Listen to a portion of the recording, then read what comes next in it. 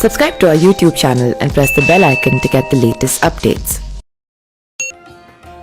दोस्तों, इस बात में तो कोई दो राय नहीं है कि भारत के इतिहास में कई ऐसी घटनाएं घटित हुई हैं जिनके बारे में शायद ही आप लोगों को जानकारी होगी, क्योंकि इतिहास की कई ऐसी रोमांचक बातें हैं जिनके बारे में आप लोगों को थोड़ी बहुत ही जानकारी होगी।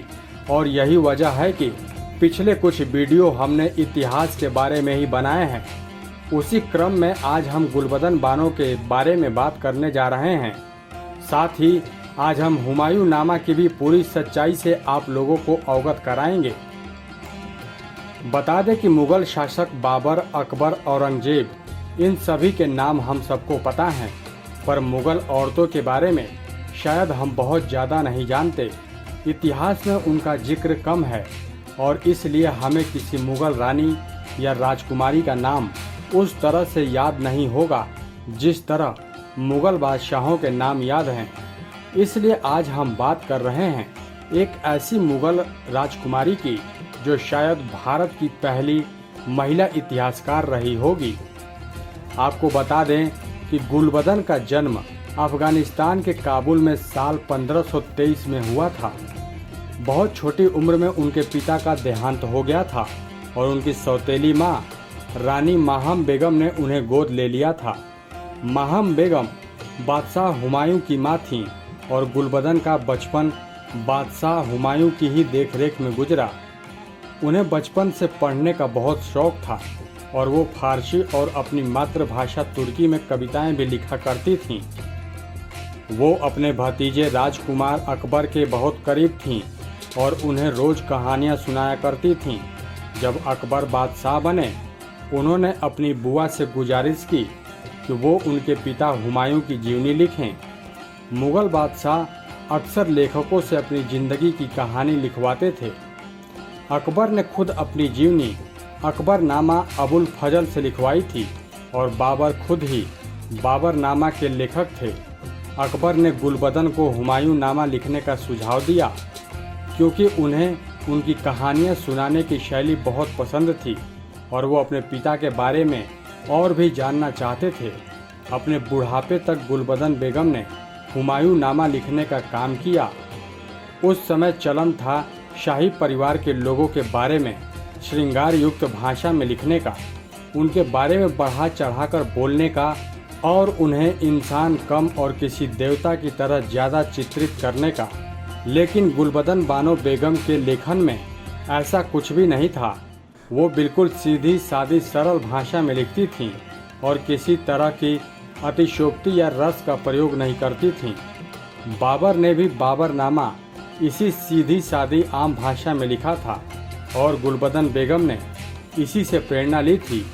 आपकी जानकारी के लिए बता दें कि हुमायूं नामा में गुलबदन बेगम ने सिर्फ बादशाह हुमायूं और उनके शासन के बारे में ही नहीं लिखा, एक मुग़ल परिवार में रोज़मर्रा की ज़िंदगी कैसी होती है इसका भी बखूबी चित्रण किया है।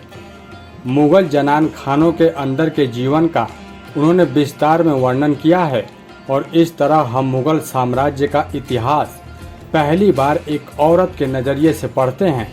जनान खाने की औरतों के आपसी रिश्ते, उनकी रोज़ की गतिविधियाँ और उनके दिल की बात, सब कुछ गुलबदन बेगम ने अपनी इस कृति में बखाना है।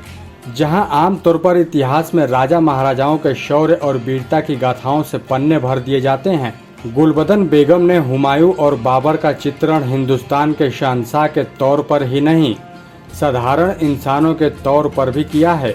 वो बड़े चाव से हुमायूं और अपनी सहेली हामिदा की प्रेम कहानी का जिक्र करती हैं। किस तरह हामिदा पहले तो शादी के लिए मंजूर नहीं थी, पर बाद में हुमायूं का प्रेम प्रस्ताव स्वीकार कर लिया था। वो अपने पिता के निधन की कहानी भी बताती हैं। वो बताती हैं कि जब हुमायूं 22 साल की उम्र में अचानक बीमार पड़ गए थे, तब बाबर किस तरह अंदर से टूट चुके थे। दिन रात बाबर अपने बेटे के बिस्तर के चारों ओर घूमते रहते और खुदा का नाम लेकर रोते रहते थे। इसी तरह एक दिन हुमायूं अचानक ठीक हो गए और उसके कुछ ही दिनों के बाद बाबर अचानक चल बसे। आपको बता दें कि हुमायूं नामा 16वीं सदी का इकलौता दस्तावेज है जो शाही परिवार की किसी औरत ने लिखा हो और घर की महिलाओं कर्मचारियों के जीवन पर प्रकाश डालता हो। इसलिए इतिहास के अध्ययन के लिए ये कृति बहुत जरूरी है, क्योंकि ये उन लोगों की कहानी बताती है जो समाज और शाही जिंदगी के हाशिए पर जी रहे थे। ये अफसोस की बात है कि आज हमारे पास हुमायूं नामा की एक ही प्रति उपलब्ध है, वो भी अधूरी, फटी पुरानी। इस प्रति के कई पन्ने लापता हैं। जहाँ तक संभव हो इन पन्नों को एकत्र किया गया है और आज ये किताब लंदन के ब्रिटिश म्यूजियम में रखी गई है। साल 1901 में अंग्रेज इतिहासकार एनेट बेवरिज ने इसका अंग्रेजी में अनुवाद किया, जो साल 2001 में भारत में उपलब्ध हुआ। साल 2006 में इसे बंगाली में भी इसका अनुवाद किया गया। गुलबदन बानो बेगम को इतिहास के पन्नों में वही जगह मिलनी चाहिए जो आमतौर पर उनके समकालीन पुरुषों को मिलती है। मुगल परिवार की एक वरिष्ठ सदस्य ही नहीं, एक प्रतिभाशाली इतिहासकार के रूप में भी मुगल शासन काल के अध्ययन में उनका योगदान बहुत अहम रहा है और उन्हें बीती सदियों का श्रेष्ठ लेखिकाओं में जरूर गिना जा सकता है। तो दोस्तों, इस जानकारी के बारे में आप लोगों की क्या प्रतिक्रियाएं हैं, आप हमें कमेंट करके ज़रूर बताएं। और भी कई सारी ऐसे ही रोचक और लेटेस्ट खबरों को जानने के लिए आप हमारे चैनल को सब्सक्राइब जरूर करें। Subscribe to our YouTube channel and press the bell icon to get the latest updates.